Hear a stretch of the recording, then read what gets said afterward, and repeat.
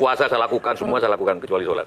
Ketika Allah perintahkan ibadah-ibadah yang lain, itu cukup perintah ayat saja turun. Allah perintah haji, ayat saja turun. Allah perintah puasa, ayat saja turun. Allah perintah bayar zakat, ayat saja turun. Tapi ketika Allah perintah sholat, tidak boleh ayat turun.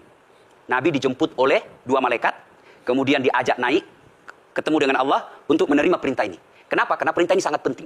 Mas, saya boleh dagang, bayar zakat sambil nyanyi. Saya boleh haji sambil nyanyi. Kenapa? Sholat tak boleh. Inilah puncak penghambaan kepada Allah.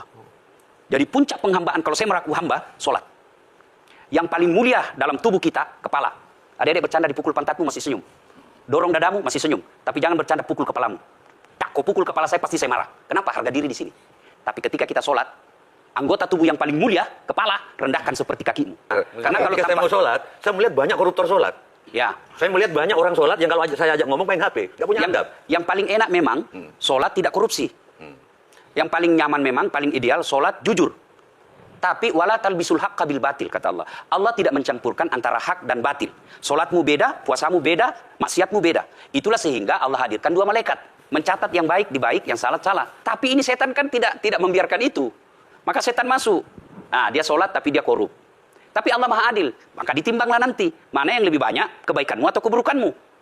Kalau dia baik amalnya, tapi tidak ada sholatnya, sia-sia. Kenapa? Passwordnya kebaikan itu, kuncinya itu adalah sholat. Ustadz, ketika naik haji, naik pesawat. Pesawat itu mungkin dibikin orang yang nggak sholat. Iya, betul. Terus gimana dong? Nah, kursi itu mungkin dibikin orang yang nggak sholat. Iya, betul. Nah, bagi orang yang tidak sholat itu, Allah nanti perlihatkan amalnya. Yang ciptakan listrik ini luar biasa amalnya. Iya. Maka Allah nanti pamerkan. Ini kau punya amal. Oh, ini 10 miliar kau punya amal. Mana passwordnya? Mana kuncinya? Kuncinya itulah sholat. Sholat itu kunci kebaikan, sholat itu tiangnya agama. Sebuah bangunan, dia bisa berdiri tanpa dinding. Sebuah bangunan, dia bisa kokoh tanpa atap. Tapi ketika bangunan tidak punya tiang, pasti tidak kokoh. Tiang itulah dalam agama, sholat. Dia tidak husuk, tidak ada urusan. Allah tidak hitung kamu husuk atau tidak. Kamu datang deh sujud sama saya. Ya. Sudah sholat, idealnya dia bersih. Karena tidak mungkin sholat kalau dia tidak wudhu. Tapi kok ada orang sholat tapi jorok. Buang sampah sembarangan. Itulah keberhasilan setan menggoda kita. Itulah sebabnya kita minta perlindungan kepada Allah.